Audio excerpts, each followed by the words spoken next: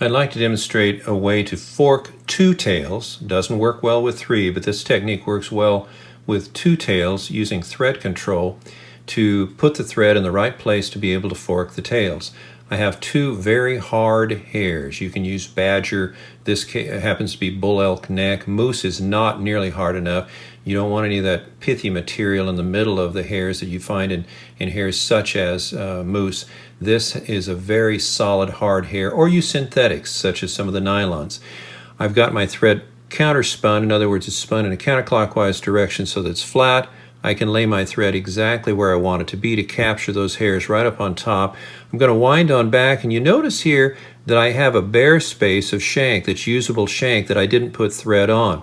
So I'm going to go ahead and wind on back to where I began the thread. Then I'll continue just past it. I'm going to spin my bobbin holder a little bit because, again, every time I'm going around, I'm putting a clockwise twist in that thread, and I want it very flat at this point so that I have a nice smooth foundation for what's going to come next. And that's the body or whatever you're going to put on. I don't want any lumps and bumps in there. I'm going to wind it on down just a little bit down into the bend of the hook so that those tails extend just at a slight angle down. Now I'm going to spin my bobbin holder additionally in a counterclockwise direction so that a loop, a very soft loop of thread, falls right underneath the tails. Now I'm going to make what I call a window. I'm going to pull at an angle up here like this so that I'm going to call it the left tail is going to kick up, the right tail is going to come straight at me. If I pull down here, they'll separate pretty much straight apart. I want that window so I can see it. It's easier for me to tie.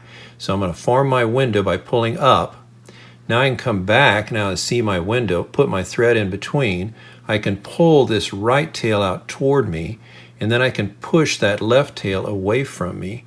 Then I take one more additional wind around. Because this is a nylon thread and it's got quite a bit of stretch in it, if I don't make that additional wind, these tails will slide right back together. That's the process of using thread control to fork tails, two tails, for your dry fly.